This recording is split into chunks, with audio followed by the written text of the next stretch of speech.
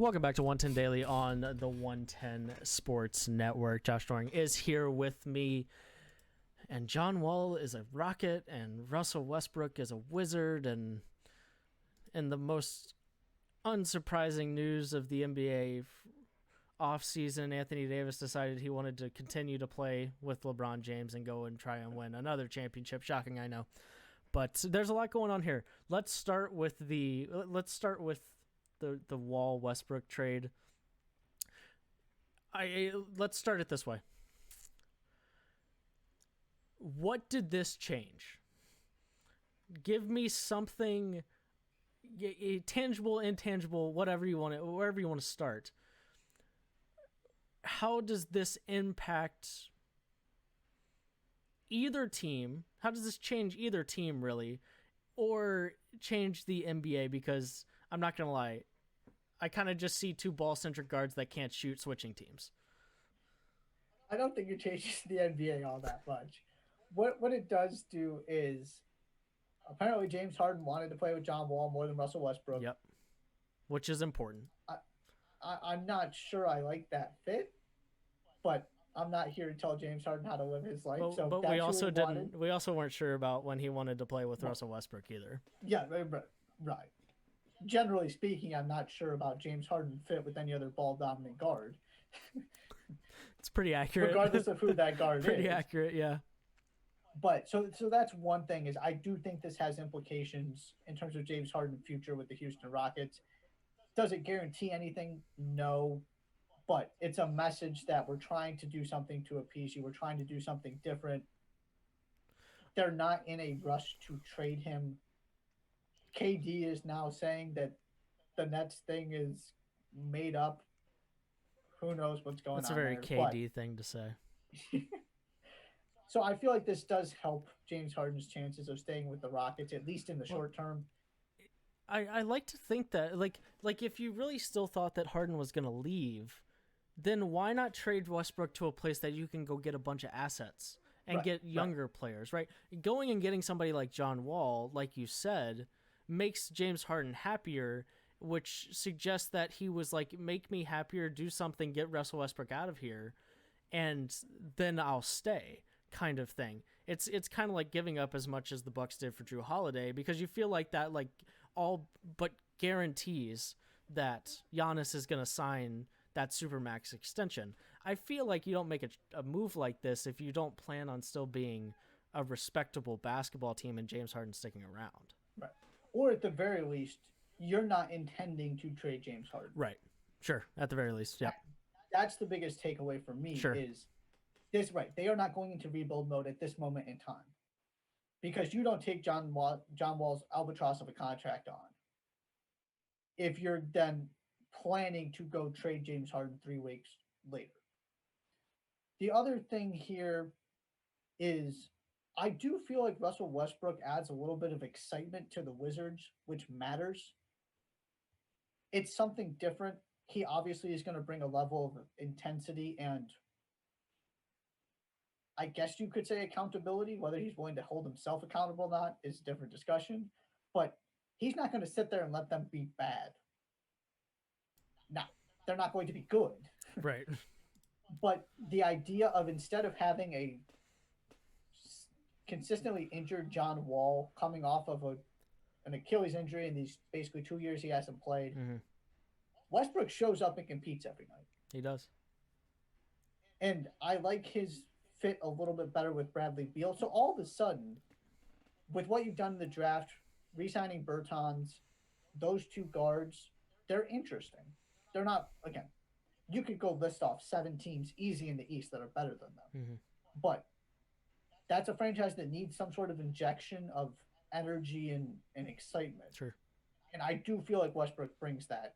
Again, I'm with you in the larger picture that none of this really changes the landscape of the NBA. But the Wizards won this trade. They have potentially the better player, the more reliable player at the very least. And you got out of John Wall's contract, because we just don't know who John Wall is going to be at this point. Or in 2022, when he's still getting paid $38 million a year. Right. And I mean, their contracts are basically identical. It's Right. not like one team got out of this. They both put themselves in this position, so they just traded and now find themselves in the same position with different players. Right. Yeah, it's. I have a hard time getting.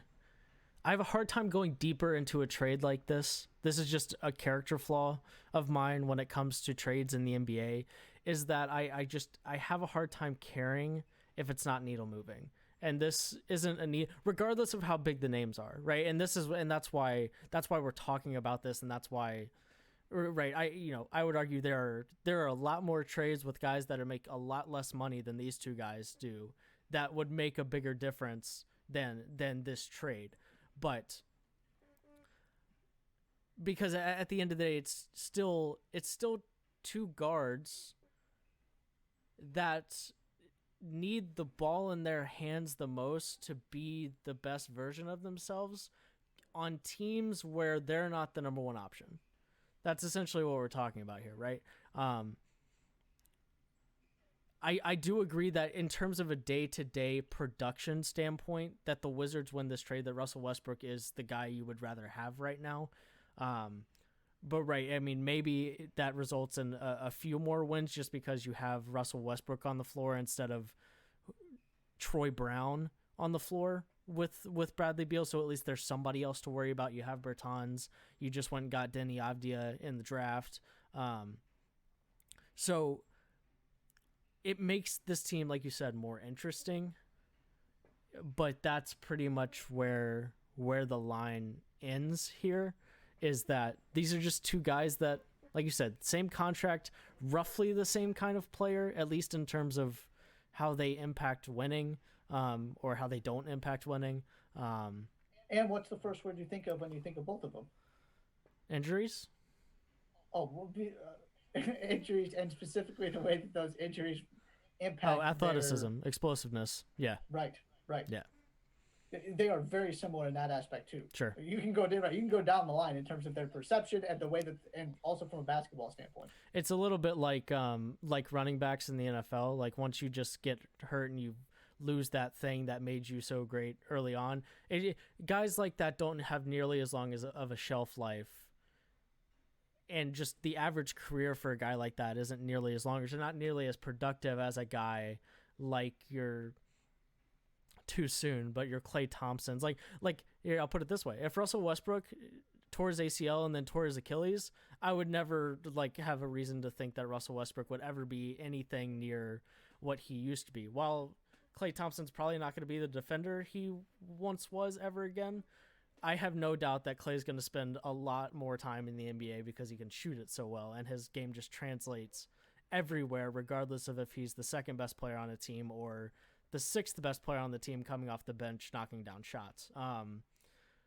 Yeah, that's a good point as well. As both of these guys are getting to that point in their careers where you're looking for them to change their skill set, or at least improve on a couple different skill sets so that they can elongate their career a little bit. Because right, as you get older, just Westbrook is just not going to be able to overpower people with athleticism like he has for most of his career. But yeah, that's a good point as well. The other factor here is there was nowhere else to trade John Wall. Yeah. There's literally nowhere else. No, yeah. So I'm not going to sit here and blame the Wizards for not blowing this thing up and really starting a rebuild around Bertans and Avdija and Hachimura. Sure. Yeah. This was the only option to get John Wall and that contract out of Washington. It was such a bad contract, and there's so many question marks with him right now. So you did what you could to try and elevate your team a little bit, do something different, shake it up, get some excitement, and ultimately we'll see if Russell Westbrook is willing to spend multiple years on an average team. Mm-hmm.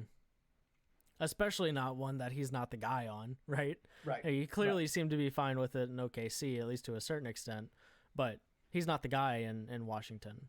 Brad Beal is. It's interesting though, because I mean, like Russell Westbrook, Bradley Beal, Davis Bertans.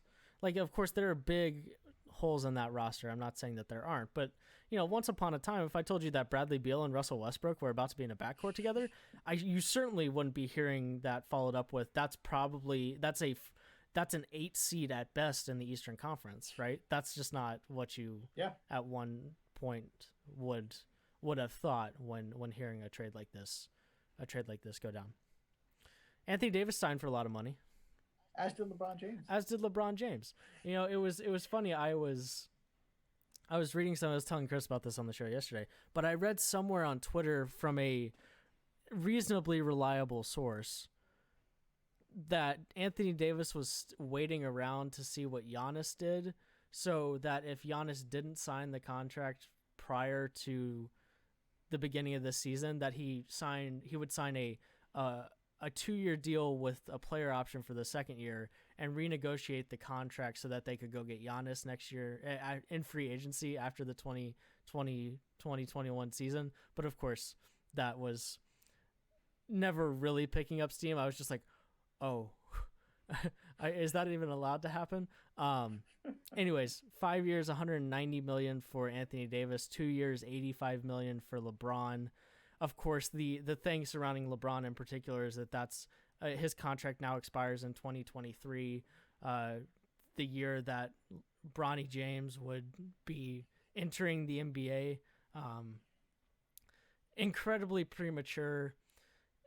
I'm not convinced Bronny James is anywhere close to an NBA talent yet, but that seems to be the thing surrounding these two guys, surrounding that signing, and ultimately these are two extensions that we were just sort of waiting around to actually happen. The question with Anthony Davis was, how did he want to structure this? Was he going to go all in right now, or was it going to be some sort of 1+1 and then sign the long-term deal?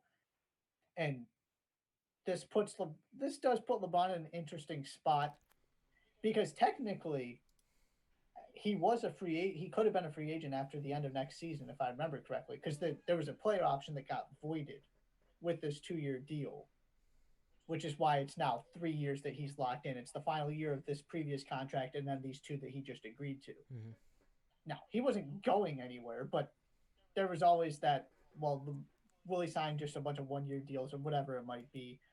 So, yeah, and then, of course, you look at the timing and Bronny, and because if you just look at this on the surface, it's, he's just going to finish out his career being a max contract player with the Lakers. But I'm also not so sure that that's the case. I'm not ruling anything out when it comes to LeBron playing past this contract. Sure. I also I can't come up with the reason as to why he would leave LA. Right. I think the reason would be Bronny. Right. Which is, like you said, very far in the future to actually take that as a serious reason. I also think we might just be in a situation where Bronny is an undrafted free agent that the Lakers signed because they have LeBron James and he wants to play with his kid. Like Bronny is not heralded as a recruit yet. He's heralded because he's LeBron James's son, and that's attractive, of course. Good basketball player. He seems to... You're right. I don't really have any analysis on Bronny's game. All I know is that nobody talks about Bronny the way that they talked about Evan Mobley when he was 15, or the way that they've been talking about the guy who's the Imani Bates. Thank you. They don't talk about Bronny like that. They talk about other guys like that. He just happens to be LeBron's son. But it is assuming that that's something he'd like to do. I feel like that's the obvious one. But other than that, it's, LA is where he's going to likely going to live after he stops playing basketball. Like, that's where all his media and after basketball life opportunities are probably going to be. And he gets to be the guy in LA. Like that's a pretty cool way to end your legacy, to end your career as one of the best basketball players of all time. Is like, okay, at the end I went to LA, I won championships, and I'm not only one of the best players to ever play the game, but I'm also a guy who's put a banner up in Staples Center. And now you're also ready to transition into the Anthony Davis era, assuming by some point in this contract, and maybe LeBron's still a Laker by the time Anthony Davis becomes a free agent again, but there's that long-term security of knowing you got Anthony Davis and that this can be a slow transition into him being the guy, which is sort of where we're getting to here. Yep, 100%. Shall we do what you're watching to get out of here? Let's do it. I'm going to give you the esteemed honor of going first. Josh, what are you watching today? I like these college basketball games between unranked teams that are sort of the high-profile sporting events today on ESPN, but specifically Florida-Boston College. Yeah, tell me why. Other than it's just your chance to watch Florida play basketball. Well, you're right. It's a chance to watch Florida and Scotty Lewis, which is always a good thing. Mm-hmm. But like you said, not particularly great against Army, found a way to come back in the second half. I want to see what they look like and whether they can help save the SEC here. And also that Boston College backcourt is good. It's a sneaky good team, in my opinion. Now they're not anywhere near the top third or probably even the top half of the ACC, but they gave Villanova trouble. They can cause issues, so it's a good test to see where Florida's at. And we don't have Thursday night football. This is kind of what we have today, but I do like this matchup. It's one of those that, in the broader scheme of college basketball, it doesn't mean all that much, but I'm excited to watch and see what these teams look like. Yeah, I went with I'm watching this UConn USC game. Yep, that's the other one.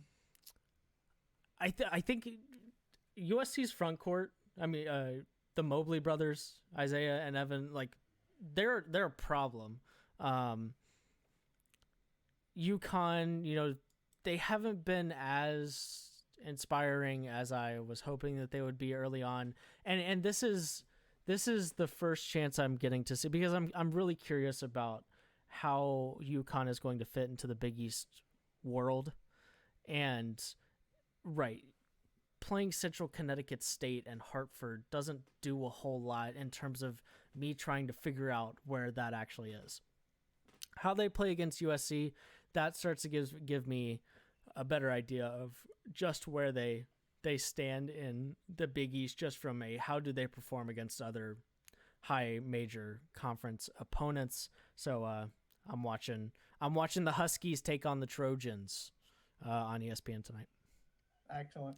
Thank you so much for being a part of 110 Daily here on the 110 Sports Network on a Thursday. Josh and I will be back tomorrow. Chris Brown will join us in the second hour to talk predictions and expectations for the weekend. Until we see you again here tomorrow, take care of yourselves, take care of each other, and we'll see you back here 10 a.m. Eastern, twitch.tv/110sports, 110sportsmedia.com/live, on Twitter, all over the place. Thank you so much for joining us. We'll see you tomorrow.